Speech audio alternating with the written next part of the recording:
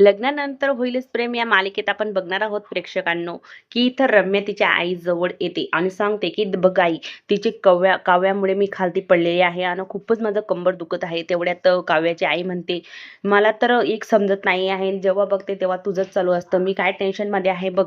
इथं मला एक गोष्ट कळत नाही, की जीवाजवळ एवढे पैसे कुठून आले? एवढी जमीन त्याने, एवढी प्रॉपर्टी त्याने विकत कशी घेतली?" तेवढ्यात त्या दोघी मायले की ती वरती बोलत असतात. तेवढ्यात खालती मालिनी म्हणते, "काव्या, तू इतकी छान सजावट केली आहे आणि मला असं वाटतं की तुला दिवाळीचा सण खूपच आवडतो." काव्या हसून म्हणते, "हां, हां, मालिनी काकू, मला खूपच दिवाळीचा सण माझा फेव्हरेट आहे. माझ्या माहेरी पण आम्ही असेच करायचो. अशीच तयारी आणि असंच दिवाळी साजरी करायची.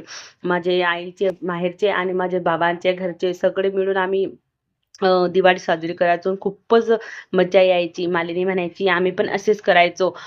आणि दोघींमध्ये असेच गप्पा गोष्टी चालू असताना इथं नाश्त्याची वेळ होते. सकाळी सकाळी जे अ, पार्थने काव्यासाठी शंकरपाळी बनवले असतात.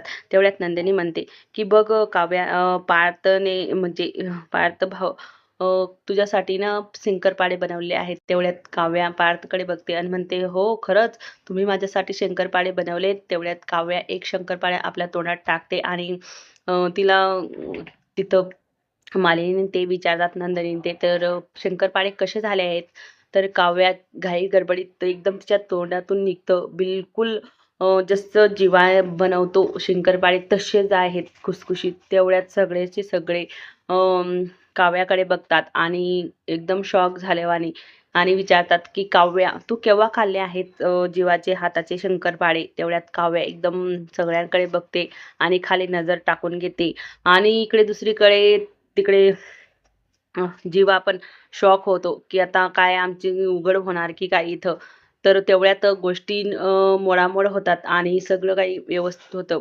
पण दुसरीकडे आता सॉरी, दुसरीकडे आता मालिनी आपल्या दोघी सुनांना साडी आणि तिचे जे खानदानी अ, जे हार, बांगड्या असतात ते त्यांना देते. पण दोघी सुना म्हणतात, की "आई, आम्ही हे घेऊ शकत नाही. साड्या तर आम्ही घेऊ शकतो, पण हे दागिने आहेत ते आमच्याकडनं सांभाळून ठेवले जाणार नाही. त्याच्यामुळे तुम्हीच सांभाळा."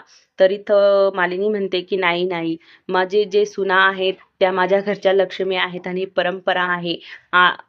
आतापर्यंत मी सांभाळलेलं आहे. आता तुम्ही सांभाळा आणि बघा खूपच छान दिसाल तुम्ही साडी नेसून." आणि इथं आपला एपिसोड